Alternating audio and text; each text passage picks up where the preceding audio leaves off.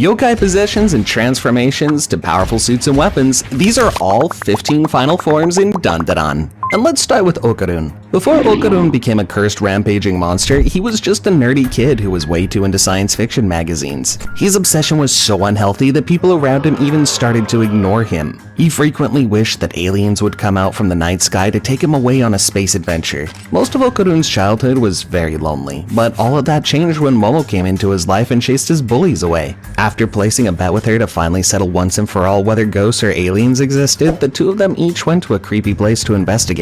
Although afraid, Okarun stepped into an abandoned highway tunnel only to encounter a yokai who wanted to do some non-family friendly stuff to him. Anyway, the next time we saw Okarun, he was completely possessed by a demon called Turbo Granny. In this form, Okarun had superhuman strength, speed, and a surprisingly high lack of manners. He looked like a warped younger version of what Turbo Granny's original form looked like. Later, Okarun learns that Momo had been abducted by the aliens, and he boards the UFO to rescue her. With his body being controlled by Turbo Granny, Okarun fights off the aliens and brings her back safely. Afterward, Momo kept his curse at bay while trying to sneak Okarun back home. Unfortunately for them, they both came face to face with another alien known as the Flatwoods Monster. Determined to save Momo, Okarun decided to let Turbo Granny's curse take over completely and adopted a completely new form. In this form, his hair flares up and turns white with red streaks. He also gains a mask with teeth that can crush boulders, while his personality gets a lot more depressing in general. Besides increased strength and durability, Okarun also gains a massive speed boost in this form and can run at over 100 kilometers per hour, which he calls going all out.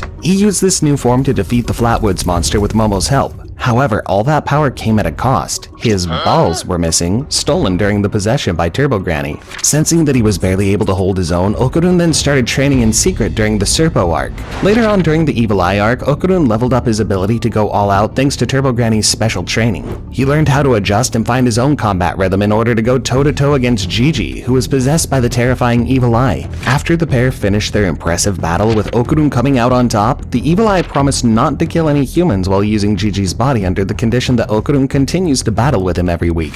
As Turbo Granny once told him, Okarun was only beginning to scratch the surface of her true power. Even after defeating a kaiju-level threat, he was severely outmatched by the Kura, an advanced alien race invading Earth. After a brutal fight, Okarun ends up on life support. However, the next day, Okarun awakens in spirit form, discovering that he can now astral project and travel through phone lines at high speed. Later, using the telephone wire travel ability, Okarun managed to amplify his top speed while using All Out and successfully defeated the Special Suit and Jet Booster Exosuit aliens. Oh, and following this battle, Okarun got one of his nuts back. Sometime later during the Danmala arc, Okarun learns that his abilities are nearly on par with Unji's Umbrella Boy form, and he manages to squeeze out a victory thanks to Rokudo Serpo's assistance. After returning home, Okarun finally regains both of his family jewels, and the Turbo Granny's curse is finally lifted. Now that he's returned to normal, Okarun's lost all his powers and abilities. When he was attacked by the Jet Booster Exosuit Kerr, however, during the Kozuka Knives arc, Kinta's abilities were what saved Okarun's life. In this new form, Okarun commands the lower half of the Great Kinta and then later wears a nanoskin armor of his own. He can use this blocky armor to protect himself and inflict damage. It also has rockets on the back for quick escapes, along with heavy boots to kick away his enemies. One down, still 14 more characters to go, and let's move on to Aida. When Aida was just a kid, she lost her mother because of an unexplained incident. Despite that, Aida looked for her mother around the city and eventually came across a wandering spirit. At first, Aida thought it was her mother, but she quickly realized she was wrong.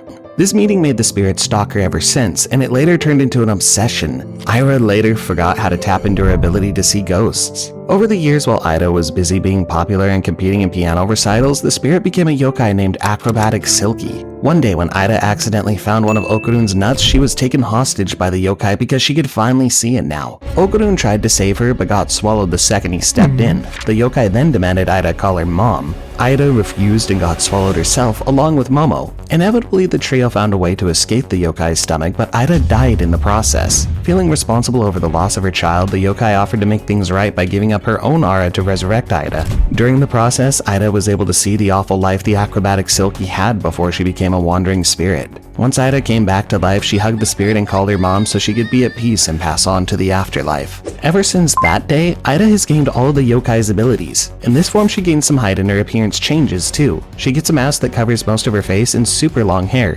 She can freely manipulate her hair to restrain people, lift heavy objects, fling projectiles, and shield herself. Not only that, but she also possesses superhuman strength and durability, along with the grace of a professional ballet dancer. With these abilities, she's gone toe-to-toe against Serpos and other powerful foes like the Dover Demon. After her training with Okarun and Turbo Granny, Ida was able to find her own combat rhythm, which allowed her to further increase her movement speed. Surprisingly, she was also able to keep up with the Evil Eye for a bit when they clashed with each other. During the Space Globalist arc, Ida was one of the most capable fighters on the team. She was targeted by the Kurz along with Gigi and wound up losing to 2 of them. After recovering, Ida found herself to be too strong for Rokuro Serpo's training simulations, which forced her to train on her own until the invasion finally took place. During the battle, she barely held her own against the aliens until Okarun told her he'd show up to help. This gave Ida the strength to keep pushing, and she was able to use her hair in a unique way by making it act like a drill. She then used this drill technique to pierce through the Takonoka Rupacho Kurz's unbreakable armor. And while Ida is certainly powerful, Turbo Granny is in a league of her own. Before she became a vengeful spirit of justice, Turbo Granny was a yokai who was famous for running at 100 kilometers per hour and terrorizing people on the roads of Japan. It wasn't until she fused with an earthbound spirit that she became an unstoppable nuts-gobbling machine.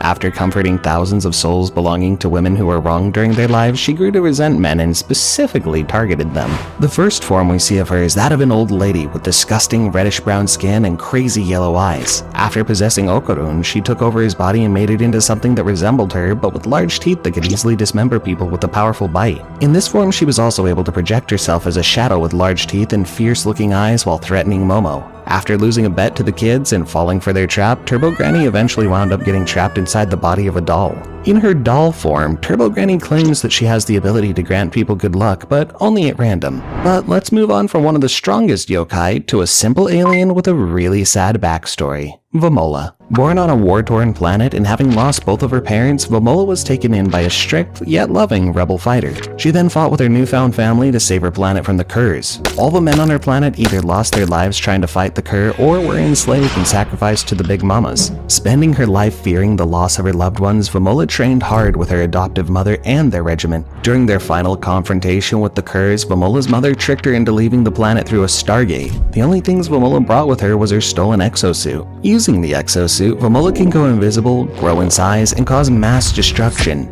In this form, she's even strong enough to tank attacks from Kurz as well. After fighting off the Evil Eye, Okarun, and acrobatic Silky, Vamola was finally brought down by Great Quinta. So now let's move on to Momo Ayase. Momo never really had a normal childhood. She always knew that the grandmother who was raising her was actually an exorcist, and that's why she made Momo practice channeling her psychic energy ever since she was a kid, even if she got mercilessly bullied for it. This was why Momo grew up secretly resenting her grandmother, but still believing in ghosts. After saving Okarun from a bunch of bullies one day, Momo found out the hard way that besides demons, aliens also exist in this world.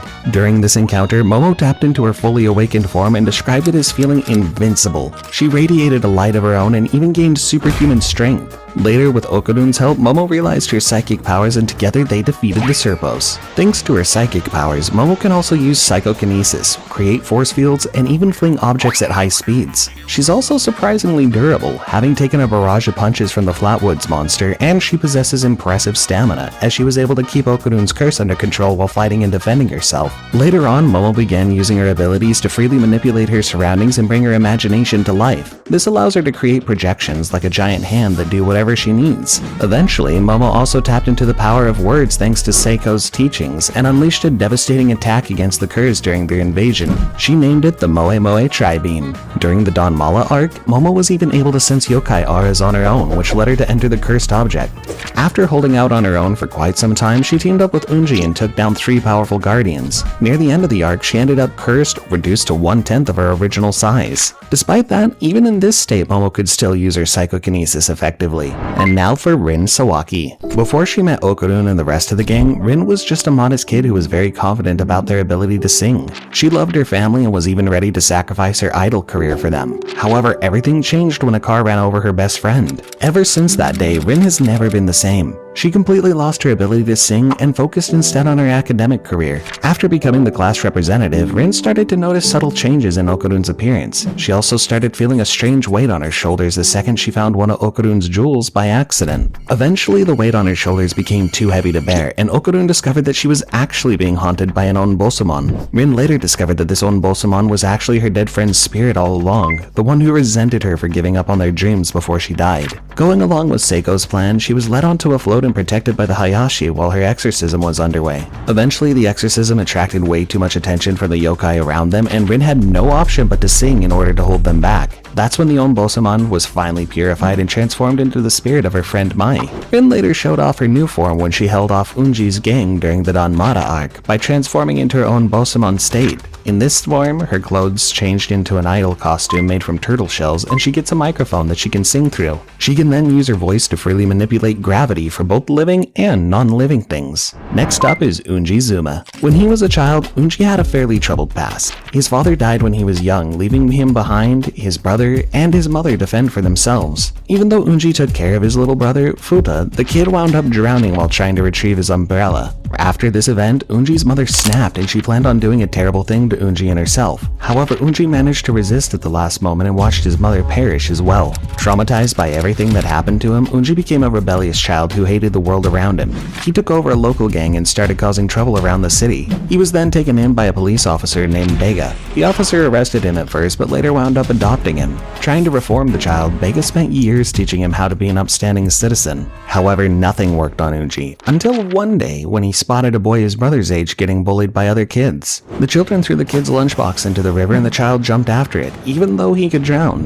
Unji was desperate for a way to save the boy, and that's when he met Umbrella Boy, his dead brother's spirit. Around the same time, Bega came out of nowhere and jumped into the river, risking his own life to save the drowning kid. Unji then asked Umbrella Boy to give him his powers. Without thinking, Unji jumped into the river and managed to save both Bega and the boy. This is when he first realized his powers. This incident inspired Unji to reform himself and accept Bega as his new adoptive father. Unji then started reforming other troubled youth around him and formed a new gang to take care of them and help them feel connected. Eventually, Unji came across the Danmata box and an old man who came out of it. Unji took the old man in and gave him a home before getting trapped inside the box himself. While spending some time inside the Danmata, he learned how to fully use his Umbrella Man powers. In this form, Unji receives a mask similar to Okarun and Aira, but with spiked teeth and chin. During his full transformation, Unji also gets a helmet that looks like Umbrella Boy's face. In his cursed form, he gains superhuman strength, immense speed, and the ability to manifest umbrellas that explode. He was also able to use his umbrella to shoot shockwaves and even float somewhat. There's still 8 insane final forms left to cover, and let's continue with Kinta.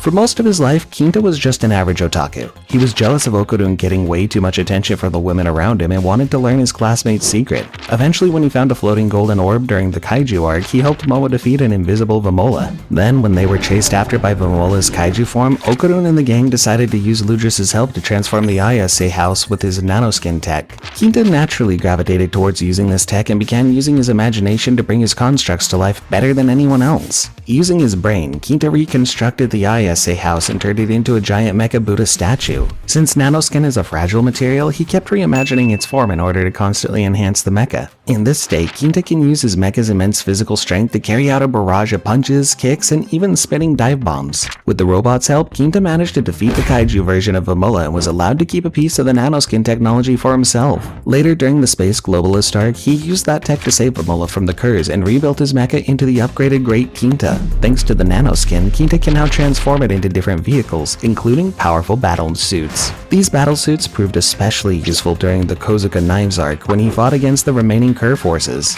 In his final form, Kinta even shares control of a single battlesuit with Okarun. Kinta controlled the upper half while Okarun acted as the legs. And now let's cover Koki Yukishiro. Koki was a piano prodigy when she was young, often competing with Aira over recitals and frequently winning. However, things took a sharp turn for her when she finally lost and decided to quit playing the piano for good. Frustrated and looking for attention, Koki decided to post a provocative picture of herself online. However, someone found it and started blackmailing her with it. Koki was then coerced to steal Momo's power using the Asura knife and has been given abilities of her own to do it. At this point, Koki was able to see pygmies, who are weird minuscule beings, and was supposed to use them to achieve her goal. However, eventually Koki was defeated and confronted by Momo and Okarun. She later expressed regret over her actions and decided enough was enough. After making friends with her pygmy followers, Koki was then fitted with a security camera using Quinta's nanoskin in order to track down who was blackmailing her. Koki's pygmies are able to create constructs incredibly fast with their sewing abilities and are able to orchestrate complex attack patterns. The pygmies can even be used for surveillance and tracking purposes in order to find hidden enemies. While Koki, Momo, and Rin were attacked by the severed head dribblers, the pygmies constructed a piano for Koki to play,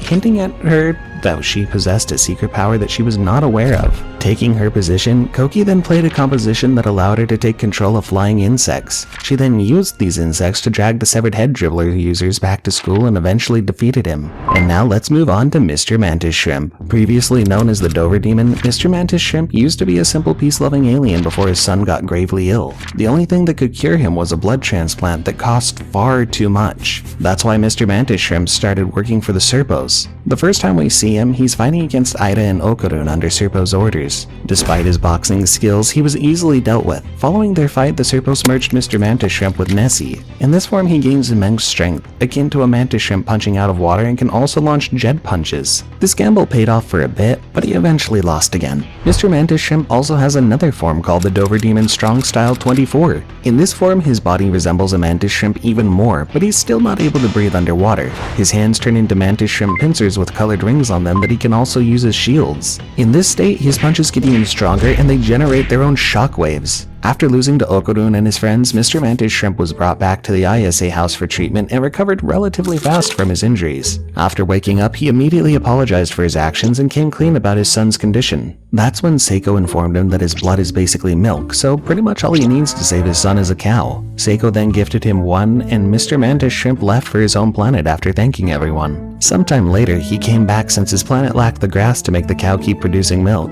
Yeah, this is a real story someone came up with. But let's now move on from the most honorable to the most deplorable, Takeshi Murakami. Takeshi Murakami used to be the school coach and faculty supervisor. However, at one point he got Severhead Dribbler's ability from a mysterious new teacher along with money and steroids. And immediately after getting these things, he started performing some really evil acts. He first used his power to extort women and even started blackmailing some of them to get his way. He ordered Koki to steal Momo's powers with the Asura knife, and later had that decision backfire on him once Koki realized her true potential. While Murakami had his abilities, his severed head dribblers were capable of superhuman speed and strength feats. They easily overpowered Momo, Rin, Ida, and Koki without breaking a sweat. Once Murakami lost his ability to Adechi's Asura knife, he was disposed of with a couple of kicks from Ida. And now for Rokuro Serpo. While most of the Serpos are villains, Rokuro is different. He willfully allied himself with Momo in order to take down the Curs after they attacked the Serpos and infected them with malware. Rokuro looks just like the ordinary Serpos do, but was spared from the Curs malware. He assisted Momo all throughout the Space Globalist arc in order to fend off the Cur invasion and guided her to make the best of her psychic abilities. He also gained nanoskin armor from Ludris and used it to fight with Okarun and his gang.